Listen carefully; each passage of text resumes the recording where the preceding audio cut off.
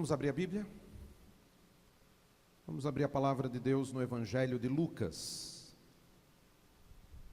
capítulo 12, os versos de 13 a 21. A mensagem dessa noite tem uma pergunta: o que significa ser rico para Deus? O que significa ser rico para Deus? Nós vivemos num mundo regido pelo capitalismo exacerbado, pela valorização das coisas em detrimento das pessoas, onde o que importa é ter e não ser. No mundo caído pelo pecado, é comum vermos os sinais dessa situação desastrosa que nos envolve. E nos momentos de crise, como a que estamos vivendo, ainda mais. Ganância, avareza, cobiça, corrupção, inveja e tudo aquilo que o pecado produz, quando tudo fica solto e tudo vai insuflando o ego humano. Jesus, queridos, falou muito sobre dinheiro, sobre bens e sobre posses. O problema não é ser rico ou pobre. O problema é como lidamos com essas coisas. Hoje em dia, há duas heresias que caminham juntas e que se autodenominam teologia. E eu, embora a gente saiba que a gente trabalha um pouco disso em teologia contemporânea, eu vejo muito pouco do estudo da palavra de Deus nessas duas vertentes e muito mais de sociologia e outras ideias humanas. Uma é a teologia da libertação. Muito menos hoje, já foi muito mais forte, mas ainda é muito hoje forte em alguns aspectos e às vezes com outro nome. E a teologia da prosperidade. São dois extremos. São duas ideias totalmente equivocadas sobre o que é riqueza, o que é pobreza, o que são bens e o que significa de fato ser rico para com Deus. A teologia da libertação entende a pobreza como uma dádiva, pois dos pobres é o reino dos céus. É assim que eles fazem a sua hermenêutica, sua exegese. Assim, a função do Evangelho seria libertar as pessoas da opressão capitalista num engajamento em prol da justiça social. Essa teologia foi muito forte no final do século passado, no meio do século passado, influenciado profundamente pelo Concílio Vaticano II, foi muito atuante na América Latina, principalmente com a visão de forjar uma teologia revolucionária. Para os teólogos da libertação, dois fatores contribuem para a pobreza dos países: a dependência econômica imposta pelos países europeus e pelos Estados Unidos e a violência contra os pobres por meio dos governos locais. Esse posicionamento via o capitalismo como o grande inimigo e fazem do seu ideário a crítica ao sistema capitalista, revelando que ele produz a idolatria ao dinheiro e a crítica à ideologia do desenvolvimento econômico.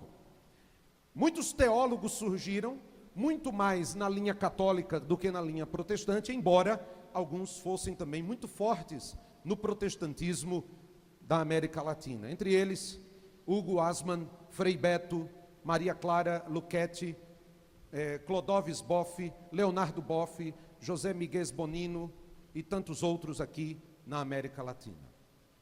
Foi muito forte este movimento. Mas na outra ponta, temos a teologia da prosperidade, que nada mais é do que a terceira onda do movimento pentecostal, que nós chamamos de neopentecostalismo. E o impacto do neopentecostalismo tem sido particularmente sentido pelas igrejas evangélicas no Brasil.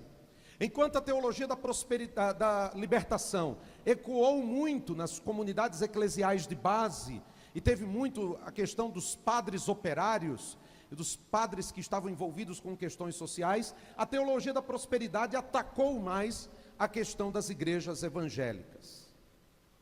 Desde então, o protestantismo brasileiro não é mais o mesmo, porque o sucesso do novo movimento tem sido cativante e, infelizmente, muitos líderes, muitos pastores, muitas igrejas acabam caindo na sedução dessa teologia, porque as pessoas entendem que, mudando os métodos, mudando as ênfases, as igrejas vão ter um crescimento. Então tudo gira em torno de crescimento numérico, de crescimento de patrimônio, de crescimento e de visualização da sociedade dessa igreja. Um dos importantes, a igreja que foi precursora desse movimento no Brasil, foi a Igreja Nova Vida, fundada pelo pastor canadense Robert McAllister, que rompeu com a Assembleia de Deus em 1960.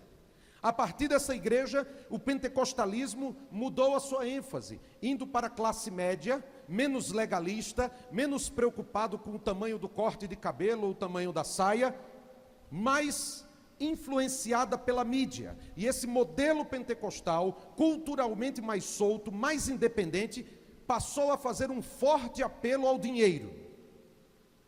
E em sintonia nessa mensagem, ela tinha que ser sempre uma mensagem positiva. Aliás, a teologia da prosperidade no Brasil nada mais é do que uma cópia mal feita do que ocorria nos Estados Unidos, com os pregadores televisivos. E a Igreja Vida Nova foi o berço de 3 grandes igrejas que hoje atuam no Brasil: a Igreja Universal do Reino de Deus, a Igreja Internacional da Graça de Deus, que foi fundada por R.R. Soares, que era cunhado de Edir Macedo, e que saiu da Universal, e a Igreja Cristo Vive. Ao lado de manifestações espirituais extraordinárias, como falar em línguas, curas, profecias, exorcismo, esse neopentecostalismo brasileiro vai dar uma forte ênfase à questão de que a pessoa abençoada é a pessoa que tem sucesso. Então, se você tem dinheiro, se você tem troca de carro todo ano, se você tem uma casa maravilhosa, se você está sempre por cima e não por baixo, você é um abençoado por Deus. Se você perdeu o emprego, se você está na pindaíba, se você está passando uma crise, se você está tentando de todas as formas pagar suas dívidas, mas não está conseguindo por alguma circunstância adversa, eles vão dizer: isso é pecado. E essa teologia ganhou muita força entre nós. Só para que os irmãos tenham ideia, fortes influências dessas igrejas são sentidas nos escritos de Kenneth Hagin, Morris Cerullo, Benny Hinn, e muitas igrejas têm este viés: Renascer em Cristo, Sara Nossa Terra, Igreja Mundial do Poder de Deus, Bola de Neve. Todas essas igrejas são baseadas nesse movimento chamado neopentecostalismo, em que ser pobre é pecado, que o sucesso e a bênção de Deus se dá através do dinheiro e das posses. Queridos, quando olhamos a Bíblia, vemos que Jesus Cristo nunca ensinou isso. Jesus nunca ensinou nem a teologia da libertação, nem a teologia da prosperidade. Porque tanto um como o outro estão fora dos princípios da palavra de Deus. Há um erro crasso ao afirmar que ser abençoado por Deus é ser pobre ou ser rico. Porque alguns falam assim: não, porque dos pobres é o reino do céu. Mas Jesus, quando fala isso, ele fala dos pobres de espírito. Não é uma pobreza econômica, não é uma questão de dependência do trabalho do indivíduo para ganhar o mínimo necessário para viver. Pelo contrário, quando Jesus diz: bem-aventurados os pobres, ele está falando da condição humilde de pessoas que se comportam diante de Deus como mendigos, como crianças de rua. Os humildes na mente de Jesus são os indigentes, pessoas num estado de absoluta dependência de Deus. Por isso eu gosto muito da paráfrase de William Barclay, quando ele diz: Bem-aventurado o homem que reconhece a sua própria debilidade extrema e confia exclusivamente em Deus. Os pobres de espírito, ou os pobres em espírito, são aquelas pessoas que se reconhecem como espiritualmente falidas, despossuídas, deficientes, mendigos espirituais, e que clamam a Deus a sua misericórdia. Estes são bem-aventurados. Da mesma forma, é uma agressão considerar a riqueza como sinal da bênção de Deus. E infelizmente isso tem exercido um fascínio tremendo num país carente de recursos como o nosso. Na realidade, essa teologia da prosperidade, que dá uma ênfase ao dinheiro, às posses, ela é baseada numa cultura americana, muito mais na cultura americana do que nos valores do Evangelho. Certamente, queridos, Deus nos promete bênçãos materiais. Essas bênçãos podem incluir saúde física, prosperidade financeira, mas esta nunca foi a mensagem central do Evangelho, nunca foi a mensagem central de Cristo, nunca foi a mensagem central dos apóstolos. Esses temas nunca tiveram nos ensinos, na pregação deles. O destaque central do culto e da vida era Cristo. Mas hoje, infelizmente, as pessoas preferem ir em igrejas onde se prometem bênçãos, cura, milagres, prodígios. As pessoas querem entrar falidas e querem sair prósperas. Querem receber um cheque espiritual, celestial, que possa quitar tudo e elas possam se confiar nessas riquezas. Um dos aspectos mais preocupantes disso é a insistência unilateral em bênçãos materiais, muitas vezes em detrimento de saúde e da prosperidade da vida espiritual. Muitos crentes oram para pagar as dívidas, mas não oram para ter uma vida espiritual com Deus, um relacionamento mais profundo com Deus. Muitos querem que Deus troque o carro delas, mas elas não querem ter o seu coração, a sua vida emocional transformadas. Muitos querem ter um melhor emprego, ganhar muito bem para viajar e conhecer o mundo, para viver a vida da melhor forma possível, mas não querem ter relacionamentos familiares saudáveis, não querem ter uma vida comunitária. Essa preocupação materialista, individualista, casa-se muito bem com essa sociedade de consumo. Não casa-se com o Evangelho, porque o Evangelho nos conclama a repartir. O Evangelho nos conclama a ser solidários com o outro. O Evangelho nos chama a amar a Deus pelo que Deus é, não pelo que Deus dá. Eu louvo a Deus porque Deus é Deus e Ele é bom. Não porque Ele me dá alguma coisa, não porque Ele me faz alguma coisa, mas pelo seu caráter, pela sua fidelidade, pelo seu ser. A partir disso, eu quero tentar responder essa pergunta. O que significa ser rico para Deus? E nisso nós vamos ler a parábola. Por isso eu pedi que você abrisse sua Bíblia em Lucas 12, de 13 a 21. Acompanhe a leitura e mantenha sua Bíblia aberta. Alguém dentre a multidão lhe disse: Mestre, diz a meu irmão que reparta comigo a herança. Mas ele lhe respondeu: Homem, quem me constituiu juiz ou intermediário entre vós? E disse ao povo: Cuidado, evitai todo tipo de cobiça, pois a vida do homem não consiste na grande quantidade de coisas que ele possui. Então lhes propôs uma parábola dizendo: O campo de um homem rico havia produzido com fartura, e ele pensava consigo mesmo: Que farei? Pois não tenho onde guardar o que colhi. Então disse: Vou fazer isto: derrubarei os meus celeiros e edificarei outros maiores, e neles colocarei todo o meu cereal e os meus bens. Então direi a mim mesmo: Armazenaste muitos bens para vários anos. Descansa, come, bebe, alegra-te.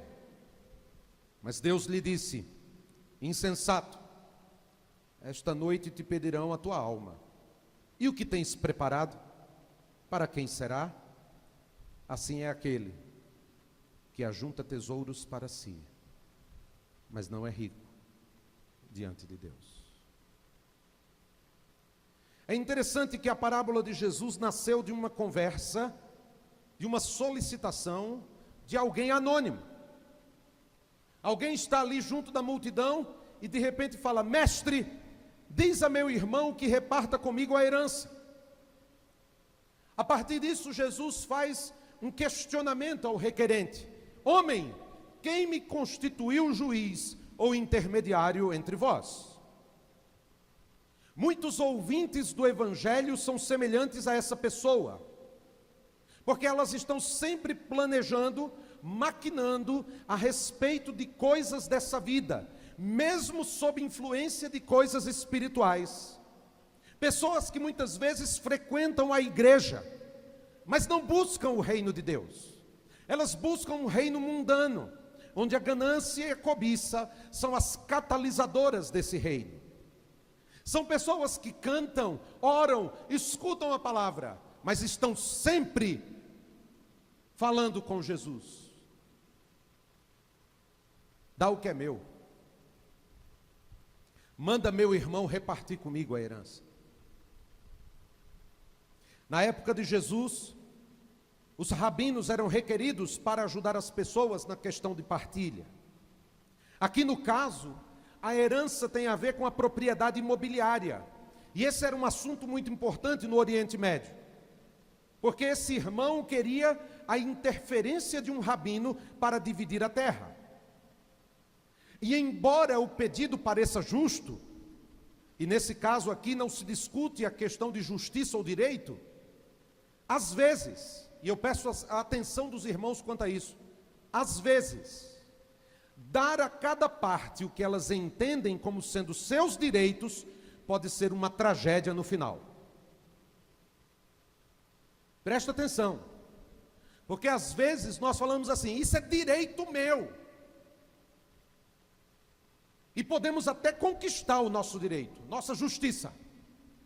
Mas no final, vamos olhar para trás e vamos ver muitos cadáveres, muita coisa mal feita, muita coisa destruída. Você conquista o que quer. Às vezes você diz: é direito, é direito. Mas nem sempre aquilo que nos é de direito, às vezes é uma bênção.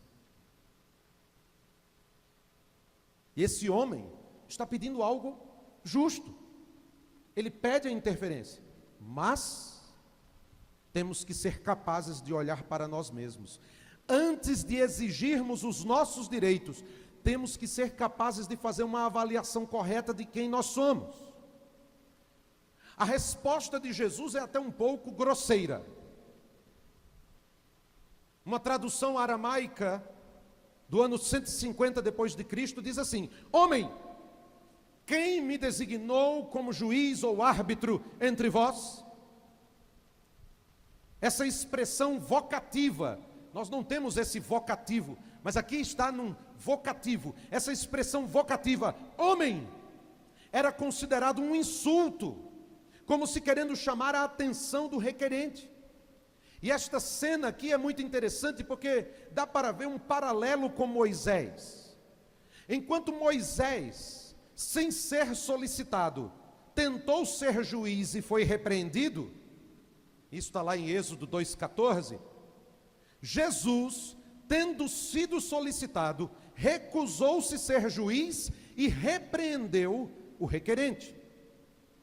Desse modo, Jesus não deseja ser um juiz que reparta coisas e reparta pessoas. Jesus quer ser um reconciliador, que visa unir as pessoas, não simplesmente decidir questões para que no final de tudo haja uma divisão, não apenas de bens, mas também de pessoas. O texto seguinte, verso 15, nos diz o seguinte: e disse ao povo: cuidado, evitai todo tipo de cobiça, pois a vida do homem não consiste na grande quantidade de coisas que ele possui. E a referência aqui é quanto à ambição humana. E é muito interessante porque na língua original, a frase aponta para insinuações de desejos insaciáveis. Por isso, Jesus cita aqui como se fosse um provérbio. Ele fala de maneira proverbial, dizendo a eles: prestem atenção, tomem cuidado. É uma palavra forte e solene. Jesus então diz, aqui em outras palavras, que ele não quer ser um juiz sobre eles. Ele quer ser um juiz sobre eles. Ele não quer ser um juiz entre eles. Há uma diferença. Jesus não quer ser o juiz que vai repartir a herança e dividir os irmãos. Jesus quer ser o juiz que pode unir esses irmãos e fazê-los ver a herança e os bens de uma outra forma. A resposta de Jesus aqui mostra que ele julgava as motivações do coração e não os cartões de crédito que eles possuíam. Jesus olhava mais profundamente. A resposta de Jesus, a advertência de Jesus, pode ser entendida de duas maneiras. Primeiro, o desejo de coisas materiais se mostrará insaciável. E não é assim, irmãos? A gente começa com um fusquinha. E a gente agradece a Deus pelo fusquinha. Daqui a pouco troca por um Chevette. Alguém lembra do Chevette? Era um carrão. Já foi. Aí daqui a pouco é um Corsa. Ainda aquele bolinha. Depois ele quer um Corsa. Já com mais mala. Daqui a pouco quer um outro. E vai crescendo, vai crescendo. Daqui a pouco ele quer um Spin 2.0, 36 não sei quanto. Power Plus com comando de voz. É ou não é? Assim? Quantos não estão sofrendo nesse exato momento, porque nos anos de fartura, atenderam o chamado do governo: consumam, comprem, o país não pode parar. Crédito, crédito, crédito, crédito, juros, juros, juros. Mas ninguém se preocupava com juros. Era, vamos gastar, o país está crescendo. Alguns até falavam, aleluia. Aí vem uma crise como essa, 400% no juro do cartão, 296% no cheque especial. Aí você perde o emprego, mas as contas continuam batendo na sua casa. E por pior que pareça, ainda tem gente que mesmo assim é capaz de ter 7 cartões de crédito dentro de casa. Porque o desejo de coisas materiais, quando você entra nessa roda viva, torna-se insaciável. Cuidado, disse Jesus. Outra coisa aqui é de que os sonhos da vida abundante nunca serão alcançados mediante o acúmulo de bens. Temos que ter muito cuidado para não cair nessa propaganda perigosa, que diz que você é avaliado pelo carro que tem, pela casa que tem, pela roupa que veste, pela marca que usa, porque não é vida abundante isso. Em nossos dias há esse desejo insaciável de conforto, de um padrão de vida elevado, e infelizmente muitos vão nutrindo essa ideia de que a vida será o produto de suas conquistas e do consumo de suas coisas. No entanto, esse falar proverbial de Jesus adverte a todos para que se autoexaminem, revejam o que são de fato na vida. Cuidado! Evitai todo tipo de cobiça, porque a vida do homem não consiste na grande quantidade de coisas que possui. Nesse contexto, irmãos, Jesus conta a parábola. Verso 16. Você está com sua Bíblia aberta? Então, lhes propôs uma parábola, dizendo: o campo de um homem rico havia produzido com fartura. É interessante porque a parábola que Jesus propõe é antecedida por outros antecedentes literários. Eu gostaria que os irmãos prestassem atenção no Salmo 49. Eu vou ler o Salmo 49. Vai aparecer aqui. E eu quero que você preste atenção no que diz o salmista Corá. Olha como ele fala: ouvi isto, vós todos os povos, inclinai os ouvidos todos os habitantes do mundo, quer humildes, quer pobres, tanto ricos como pobres. Minha boca falará com sabedoria, e a meditação do meu coração trará entendimento. Inclinarei os ouvidos para ouvir uma parábola, decifrarei meu enigma ao som da harpa. Porque teria medo nos dias da adversidade, quando me cercar a maldade dos meus perseguidores, que confiam em seus bens e se vangloriam de suas muitas riquezas? Nenhum deles, de modo algum, pode remir seu irmão, nem por ele oferecer um resgate a Deus, pois a redenção da sua vida é caríssima, tanto que seus recursos não são suficientes, para que continuasse a viver para sempre e não visse a sepultura. Sim, ele verá que até os sábios morrem, que o tolo e o insensato perecem e deixam seus bens para outros. No íntimo, pensam que suas casas são perpétuas e que suas habitações haverão de durar através das gerações. Dão os próprios nomes às suas terras. Mas o homem, embora honrado, não permanece para sempre. Pelo contrário, ele é como os animais que morrem. Esse é o destino dos que confiam em si mesmos, o fim dos que se satisfazem com suas próprias palavras. Como ovelhas são levadas ao Sheol, e a morte os pastoreia. Pela manhã, os justos triunfarão sobre eles. Sua aparência se consumirá no Sheol, que será sua morada. Mas Deus resgatará minha vida do poder da morte, pois Ele me receberá. Não temas, quando alguém se enriquece, quando aumenta a glória da sua casa, pois quando morrer, nada levará consigo, sua glória não o acompanhará. Ainda que ele, enquanto vivo, se considere feliz, e os homens o louvem quando faz o bem a si mesmo, ele se juntará à geração de seus pais, e eles nunca mais verão a luz. Mas o homem, embora honrado, não permanece para sempre. Pelo contrário, ele é como os animais que morrem. Este salmo mostra com clareza como a Bíblia é atual. E Jesus está falando de um tema que todos os que estão ao seu redor sabem o que Jesus está falando. Porque na literatura do Antigo Testamento, o que Jesus está falando agora não é algo novo.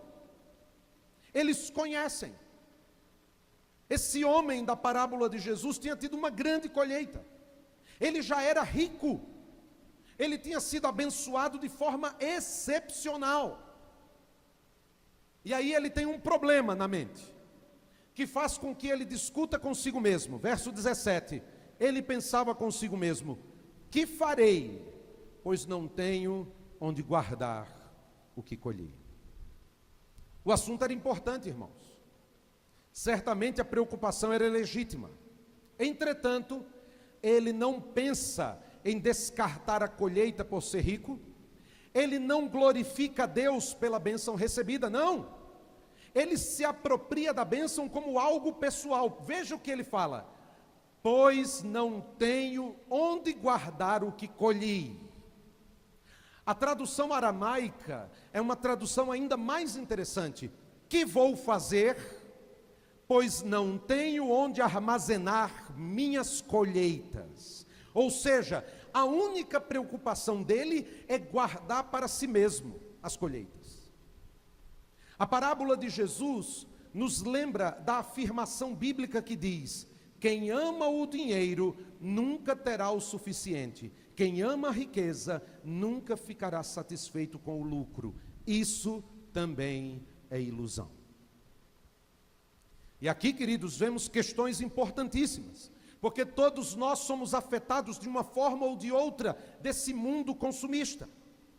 Hoje temos que ter cuidado para não validar os lucros excessivos das sociedades capitalistas, como também nós não podemos aceitar a visão marxista de mais-valia. De acordo com a Bíblia, o trabalho é uma bênção, e o cristão tem que trabalhar por duas razões. E uma pausa.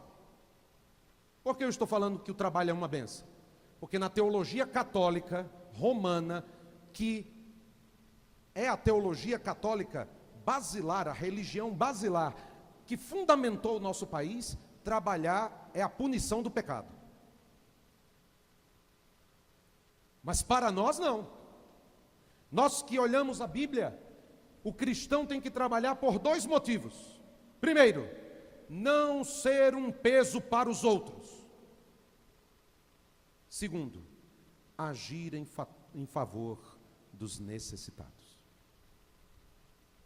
Estudar essas coisas é muito importante para o cristão, porque ele vive numa sociedade capitalista e a parábola deseja ampliar a nossa visão diante dos problemas que existem no mundo.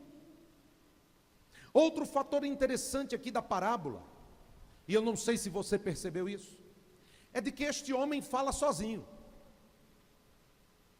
Ele fala consigo mesmo. E talvez alguém possa dizer assim: ah, pastor, mas eu também falo comigo mesmo. Eu sei, eu também falo comigo mesmo. Mas vamos nos lembrar de uma coisa: Jesus não é brasileiro, ele não está no Brasil, ele é judeu, está na Judeia, no Oriente Antigo, e nas comunidades do Oriente, as pessoas estão juntas da comunidade. As pessoas importantes se sentam à porta da cidade. Sabe para quê? Para gastar tempo em conversar sobre os problemas. Então, na época de Jesus, os homens importantes das cidades sentavam à porta, porque eles queriam discutir os problemas. E alguém chegava com um problema, e aquele problema era discutido, e aqueles homens que serviam de conselheiros discutiam aquele assunto, e aí todos chegavam a um denominador comum para que a solução fosse uma solução coletiva. Mas o homem da parábola, ele fala sozinho, ele está isolado, ele não tem pessoas, ele não tem companheiros com quem trocar a ideia. Com isso, Jesus mostra o tipo de prisão que as riquezas podem construir, porque ele tem dinheiro para construir uma redoma, de viver nela, uma redoma que cria suas realidades distorcidas. E não é assim, queridos. As pessoas vão começando a ganhar dinheiro, e mais dinheiro, e mais dinheiro. Daqui a pouco ela vai se afastando das pessoas, se afasta da família, se afasta dos amigos, se isola do mundo, e daqui a pouco ela está lá, sozinha, com seus carros, com sua casa, com seus bibelôs, vivendo no mundo que ela criou, porque ela se afasta do resto. É esse homem aqui. Veja o verso 18. Então disse: vou fazer isto, derrubarei os meus celeiros e edificarei outros maiores, e neles colocarei todo o meu cereal e os meus bens. Eu vou pedir que você sublinhe na sua Bíblia duas palavras: derrubarei e edificarei. Isso aqui é trágico, irmãos, porque nos lembra a pessoa de Deus. O profeta Jeremias, Deus falou para o profeta Jeremias o seguinte: olha, no dia de hoje eu te estabeleço sobre as nações e sobre os reinos, para arrancares e derrubares, para destruíres e demolires, e também para edificares e plantares. Ou seja, a vocação profética de Jeremias foi estabelecida pelo próprio Deus, porque é Deus quem pode derrubar e é Deus quem pode edificar. O profeta Daniel disse: seja bendito o nome de Deus para todo sempre, porque a sabedoria e a força pertencem a Ele. Ele muda os tempos e as estações, remove e estabelece reis. No entanto, Esse homem tem uma postura arrogante. Ele bate no peito. Ele diz: derrubarei e edificarei. E vou consumir tudo, porque tudo é meu. Ele pega as dádivas de Deus e se apropria delas. Ele trata as dádivas de Deus como coisas privadas. Neles colocarei todo o meu cereal e os meus bens. Queridos, isso é perigoso. É perigoso quando você diz assim: isto é o meu carro, isso aqui é a minha casa, isto aqui é o meu emprego. Você teve um sucesso, conseguiu fazer um grande negócio. Este dinheiro é meu, nasceu do meu esforço, da minha inteligência. Meu. Isso é perigoso. Deus está ouvindo. E se você perceber, ele diz: vou construir celeiros ainda maiores. Sabe por quê? Essa questão dos celeiros? Porque era nos celeiros que os dízimos e ofertas eram separados. Os sacerdotes e os levitas se dirigiam até os celeiros para coletar os dízimos e ofertas. Entretanto, esse homem rico tem algo na mente mais trágico ainda. Ele não pensa em repartir. Veja o verso 19. Então direi a mim mesmo: armazenaste muitos bens para vários anos. Descansa, come, bebe, alegra-te. Esse discurso, irmãos, não é apenas triste, é um discurso digno de pena. Porque esse homem alcançou, ele conseguiu tudo o que queria, mas ele não tem ninguém para quem dividir o sucesso. E Jesus pinta esse quadro, e eu quero que você vá imaginando isso em sua mente. Esse quadro é diferente de outras parábolas que Jesus conta. Por exemplo, o pastor tem lá 100 ovelhas, ele conta as ovelhas, tem 99, está faltando uma. Ele tranca a porta, vai lá, acha a ovelha, e quando acha a ovelha, o que é que ele diz? Amigos, venham celebrar comigo, porque a minha ovelha estava perdida e foi achada. Noutra parábola, Jesus fala de uma mulher que tinha 10 denários, e ela perde o denário, e ela fica em casa, varrendo a casa até achar, e quando ela acha o denário, ela chama as vizinhas, as amigas, e diz: amigas queridas, vamos celebrar, porque eu perdi um denário, mas eu achei. Na parábola do filho pródigo, quando o filho volta para casa, o pai chama todos para virem celebrar. Que coisa interessante. Sabe por quê, irmãos? Porque no mundo do Oriente Médio, ter a comunidade junto é importante. Presta atenção, Igreja Batista do Estoril. Às vezes a gente pensa que ser parte da igreja é só frequentar a igreja no domingo.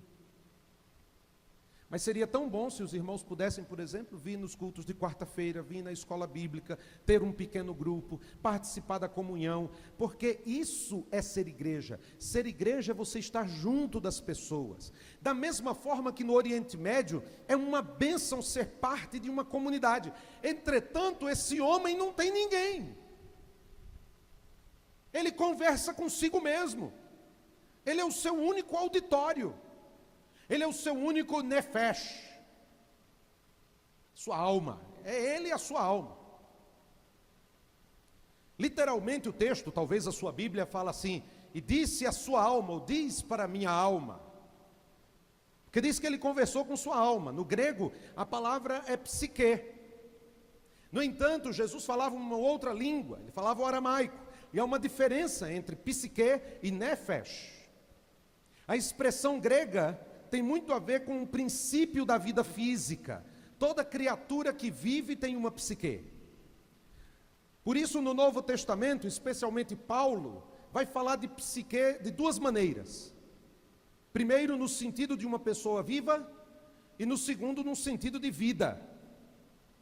No entanto, a visão de Jesus é uma visão hebraica, é uma visão semítica, e a visão é mais profunda, porque nefesh tem uma visão mais ampla. No hebraico, essa palavra tem múltiplos sentidos e contextos diferentes, e os significados podem ser muitos: vida, alma, criatura, pessoa, apetite, mente. Então Jesus tem em mente aqui a mentalidade desse homem, ou seja, ele pensa que todas as necessidades pessoais suas podem ser satisfeitas através dos bens. Então quando ele diz, e direi à minha alma, direi ao meu nefesh, direi ao meu ser, que é parte de mim mesmo. O que esse homem pensa? Armazenaste muitos bens para vários anos, descansa, come, bebe e alegra-te. E aqui é muito interessante, porque na parábola temos um jogo de palavras. Observe o quadro, por favor. No verso 16 fala assim: o campo de um homem rico havia produzido com fartura. E aí encontramos uma palavra grega, euphoresen. No verso 19 encontramos, armazenaste muitos bens para vários anos, descansa, come, bebe, alegra-te. E aí encontramos a palavra alegra-te, eufraino. A primeira palavra é uma palavra rara no Novo Testamento grego. Significa produzir abundantemente, ser frutífero. E essa palavra está ligada à ideia de uma grande produção de fruto. Na palavra do verso 19 significa estar feliz, divertir-se. Só que as duas palavras têm a mesma raiz. A palavra grega phron, que no grego clássico era considerada como a sede da atividade intelectual e espiritual. E isso está a ligação das palavras no texto, porque ela está dizendo algo muito interessante. Esse homem rico está dizendo que ao produzir muitas coisas, ao ser abundante, ao ser frutífero, isso iria produzir nele a alegria. É como se ele dissesse, eu produzi tanto que agora estou chegando ao ápice da minha felicidade. E aí, na divagação deste homem solitário, vem a voz poderosa de Deus. Verso 20. Mas Deus lhe disse, insensato, esta noite te pedirão a tua vida. E o que tens preparado? Para quem será? É interessante que no grego há 4 palavras para louco. E Lucas usa a primeira e a mais forte, afron, que significa sem razão, insensato, estulto, que expressa uma disposição mental de não levar nada em conta e nem considerar nada. Esse homem se acha alguém abundante, com uma boa vida, mas na realidade ele é um descabeçado, ele é um sem mente, ele é uma pessoa louca, insensata, estulta. E Deus diz, vou requerer a alma. E essa palavra, pedir ou requerer, vem de uma palavra grega que significa pedir da parte de alguém. Era uma palavra usada para o retorno de um empréstimo, ou seja, Deus quer de volta o que foi emprestado. Isto é, as dádivas e a vida não lhe pertencem. Louco! Hoje você terá que prestar contas diante de mim. E você vai me devolver tudo. Sério, irmãos? Sério? A voz de Deus rompe o silêncio. A voz de Deus rompe o isolamento daquele homem rico. A voz de Deus confronta-o, mostrando a arrepiante visão de si mesmo. E percebe, irmãos, não há nenhuma pergunta acusadora, porque esse homem é insensível a qualquer coisa que lhe ocorra ao redor. Possivelmente na mente desse homem, durante anos, ele construiu uma armadura impenetrável, e agora Deus vai até ele e diz, veja o que você fez para si mesmo. Você planejou tudo sozinho, você construiu tudo sozinho, e agora vai morrer sozinho, e eu vou requerer tudo de você. Porque tudo que você tem e que pensava que era seu, na verdade, não é seu. Por isso Jesus termina a explanação dizendo, verso 21, assim é aquele que ajunta tesouros para si, mas não é rico diante de Deus. E aqui temos a resposta para a pergunta que inspirou a nossa reflexão. O que significa ser rico para Deus? Deus não precisa de nada. Não há nada que venhamos a fazer para Deus que o torne nosso devedor. Entretanto, nós devemos dar a glória pelas dádivas recebidas de sua mão, porque para o crente, a maior riqueza de sua vida não é outra coisa, senão Deus mesmo. Eu vou pedir que toda a igreja, por favor, recite a uma só voz, Mateus 6, de 19 a 21. Vamos ler todos juntos a uma só voz, por favor. Não ajunteis tesouros na terra,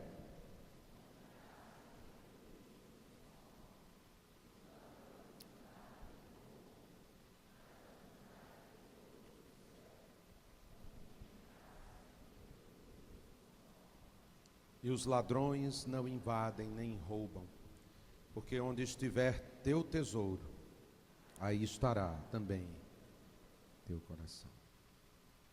Eu quero terminar a análise dessa parábola com lições práticas para nós. Primeiro, não existe justiça social sem a participação do Evangelho. Infelizmente, muitas pessoas preferem seguir ideologias humanas ao invés de seguirem o Evangelho. Nem o marxismo, nem o comunismo, nem a teologia da libertação, nem o capitalismo, nem a teologia da prosperidade representam a solução. Precisamos entender, queridos, que as injustiças sociais desse mundo são consequências da queda de Adão. A solução não virá de uma ação política, a solução não virá de um impeachment, a solução não virá da mudança de um governo, embora nós queiramos. A solução virá da vinda do reino de Deus na manifestação do Rei dos Reis e do Senhor dos Senhores, Jesus Cristo. Isso significa, pastor, que nós não podemos fazer nada? Não!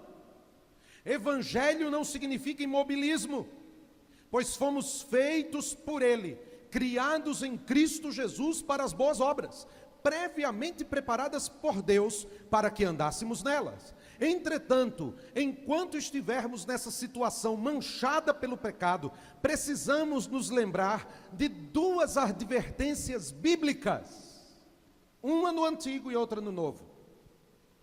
Deuteronômio 15, 11.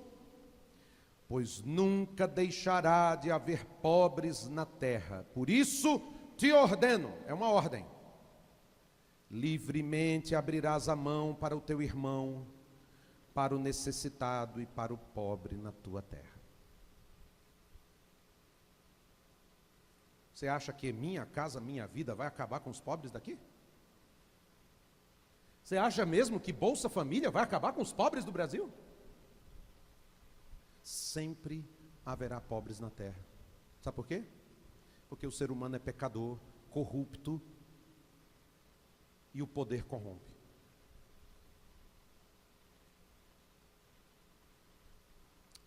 Jesus também disse: pois sempre tendes os pobres convosco, mas a mim nem sempre me tendes. Sempre teremos pobres para ajudar. E a igreja tem que ajudar. Começa ajudando os domésticos da fé. Tem um ministério do socorro para isso. Começa ajudando primeiro os da casa, os domésticos da fé.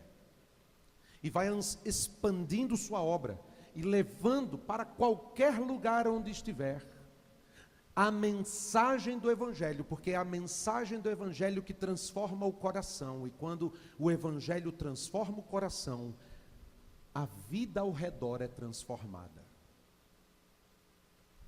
Mas não há justiça social sem o Evangelho. E o Evangelho não pode ser lido com ideologias humanas. Segunda coisa, não podemos clamar por justiça enquanto não fizermos uma autoavaliação. Veja, irmãos, que Jesus conta essa parábola a partir de um clamor por justiça. Aquele homem queria que Jesus fosse o repartidor da herança. Entretanto, não adianta nada clamar pelo certo se somos incapazes de olhar para as nossas atitudes. Não adianta dizer que o político A, B ou C foi corrupto, que teve petrolão, mensalão e qualquer outra coisa. Se nós ainda continuamos estacionando no lugar errado, furando fila, não pagando os impostos e cometendo as mesmas corrupções. Ah, pastor, mas é pequeno, não é milhões, mas é a mesma corrupção. Porque para Deus não há pequena corrupção ou grande corrupção. A imoralidade, o pecado é o mesmo. Jesus não veio fazer justiça e com isso, como resultado, trazer a divisão entre os irmãos. Mas ele veio para ver que as coisas mais importantes, que as coisas materiais e as riquezas, é o amor, a misericórdia, a graça, a compaixão, a fidelidade, o partir do pão, a fraternidade. Às vezes nós queremos que Deus faça justiça, que manda fogo do céu, mas nós não olhamos para nós mesmos. De repente o fogo está bem perto da nossa cabeça. Terceira coisa, as posses materiais são dádivas de Deus. Queridos, não há problema em ser rico, como também não é pecado ser pobre.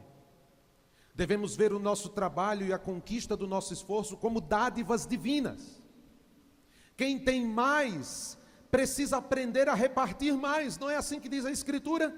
Ordena aos ricos deste mundo que não sejam orgulhosos, nem ponham a esperança na incerteza das riquezas, mas em Deus, que nos concede amplamente todas as coisas para delas desfrutarmos.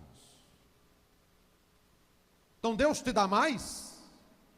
Glória a Deus! É para você repartir mais, é para você abençoar mais. Por isso Deus te dá mais. Agora, os mais pobres não devem se ver como vítimas do sistema. Aqueles que são mais pobres não podem se ver como pessoas passivas que vivem na dependência dos outros. Os mais simples devem aguardar, não no governo, mas no Senhor, porque, como diz a palavra, que o Senhor julgará os pobres com justiça e defenderá os humildes da terra sem parcialidade. Ferirá a terra com palavras de juízo e matará o ímpio com o seu sopro. Você tem menos? Talvez não conseguiu estudar. Talvez você passou por situações que lhe deixaram nessa situação de necessidade maior. Não se veja como vítima do sistema. Deus ainda pode usar você. E Deus pode abençoar você com o pouco que você tem. Porque não pense você que é tendo muito que você será melhor. Eu conheço pessoas que são simples. Quando eu fui pregar em João Pessoa, em algumas igrejas, eu fui em igrejas muito simples. E eu vi algumas irmãs que elas olhavam para mim e diziam assim: pastor, eu não tenho muito com o que fazer, ou que sustentar, ou ajudar o seu trabalho missionário, mas eu posso orar por você. E eu dizia: minha irmã, a sua oração já é suficiente. E aí você vê na face daquela pessoa alguém que brilha o rosto de alegria, tem uma vida sofrida, necessitada, às vezes muito limitada, mas o rosto brilha com a glória de Jesus, uma alegria que nenhum dinheiro desse mundo pode dar. Quarto lugar, cada vida é um empréstimo. A vida não é nossa. Definitivamente a vida não é nossa. Quando alguém olha para mim e fala assim, porque a vida é minha, eu faço dela o que quiser. Dá vontade de rir. Não, a vida não é sua. O homem rico presumia que possuía as coisas, que no final ele vai descobrir que está errado. Tudo em nós, a vida, o talento, a inteligência, a força física, as capacidades, as habilidades, os bens materiais ou qualquer outra coisa, são dádivas que Deus nos concede. O maior engano que alguém pode cometer é pensar que é dono de alguma coisa. O rei Davi disse o seguinte: ó Senhor, Tu é a grandeza, o poder, a glória, a vitória e a majestade, porque tudo que há no céu e na terra é Teu. Ó Senhor, o reino é Teu e Tu te exaltaste como chefe sobre todos, tanto riquezas como honra vem de Ti, Tu dominas sobre tudo, e a força e poder na Tua mão está a exaltação e o fortalecimento. Tudo é Teu. Então a sua vida é um empréstimo. E um dia eu e você teremos que dar contas desse empréstimo. O que você tem feito com sua vida? Quinto lugar, a pessoa que pensa estar segura e que a boa vida depende das coisas materiais é louca. Nada é mais enganoso que a confiança nas riquezas. Vou pedir que as mulheres, por favor, leiam Deuteronômio 8, 17 e 18. Por favor, queridas, leiam a uma só voz. Portanto,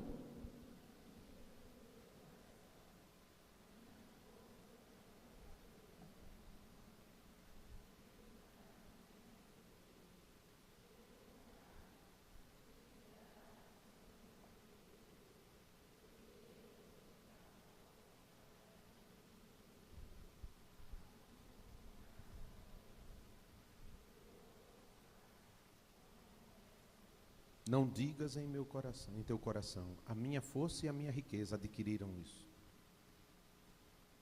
Homens, por favor, Salmo 39, 6. Não, isso, Salmo 39, 6. Homens, por favor. Na verdade, inquieta-se e ajunta riquezas em vão, e não sabem quem ficará com elas. Tem gente juntando dinheiro, sabe nem o que tem mais. Aí um dia toma um café da manhã, vai fazer uma corrida matinal, cai duro, pronto, acabou. Acabou. Quem vai ficar com isso? Ele não tem domínio. Vamos ler juntos Eclesiastes 4, 8 e 5, 13. Vamos ler juntos a uma só voz? É o caso daquele que, não tendo parente, nem filho, nem irmão, não para de trabalhar. No entanto, seus olhos não se satisfazem com as riquezas. E ele não pergunta: para quem estou trabalhando? Por que não desfruto de nada? Isso também é ilusão e uma infeliz ocupação. Há um grande mal que vi debaixo do sol: riquezas que foram guardadas por seu dono para sua própria infelicidade. Meus queridos, a palavra de Deus é maravilhosa. Não pense que a riqueza vai transformar sua vida e torná-la melhor.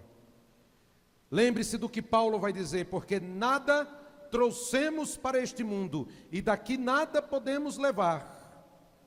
Por isso, devemos estar satisfeitos se tivermos alimento e roupa. E finalmente, a vida abundante só pode ser encontrada quando Deus é o nosso maior tesouro pessoal. Sabe o que é ser rico para Deus? É tê-lo como o maior tesouro de sua vida. Você pode ser riquíssimo, você pode ter à sua mão todos os prazeres da vida disponíveis a você. Sem Deus, você é paupérrimo. Ser rico para Deus é viver como se Deus fosse a maior riqueza de sua vida. E eu quero terminar lendo o relato de Asaf, que lá no Salmo 73 está preocupado porque os ímpios são sempre ricos, sempre fortes, estão cercados de pessoas, sempre parecem estar em cima, sucesso abundante. E eu sou um servo de Deus, estou aqui na pindaíba sofrendo, doente, dependendo do SUS. Aí lá no meio do Salmo 73, Asaf diz o seguinte: quando me esforçava para compreender isso, achei que era uma tarefa muito difícil para mim, até que entrei no santuário de Deus. Então compreendi o destino deles. Certamente tu os pões em lugares escorregadios e os fazes cair em ruína. Como são destruídos de repente, ficam totalmente aterrorizados. Como alguém que acorda de um sonho, assim, ó Senhor, quando acordares, tu os desprezarás. Quando meu coração estava amargurado e no meu interior me perturbava, eu estava embrutecido e ignorante. Era como um animal perante ti. Todavia estou sempre contigo. Tu me seguras com a mão direita, tu me guias com teu conselho e depois me recebes com honra. Quem mais eu tenho no céu senão a ti? E na terra não desejo outra coisa além de ti. Talvez você esteja como Asaf, ignorante, embrutecido, amargurado, reclamando de tudo e de todos, chateado com os milhões que todo dia são declarados na TV, as pessoas roubando e dizem, não, eu vou devolver 100 milhões, e você de repente está aí sofrendo, e dizendo, Deus, por quê? Eu sou teu servo, eu oro, eu busco a tua presença. Talvez você esteja como Asaf. Deus te convida nessa noite, no santuário de Deus, a entender que estes ímpios vão escorregar tão rápido, e vão ser destruídos tão rápido, que vão ser tomados de terror. Mas saiba, você será rico quando você disser, quem mais tenho eu no céu senão a ti? E na terra não desejo outra coisa além de ti. Talvez você não vá ter muito dinheiro na vida. Talvez você não vai ter muito sucesso na vida. Mas nessa noite, a partir dessa parábola, reveja a sua vida. Reveja seus passos. E deixe Deus ser a sua maior riqueza.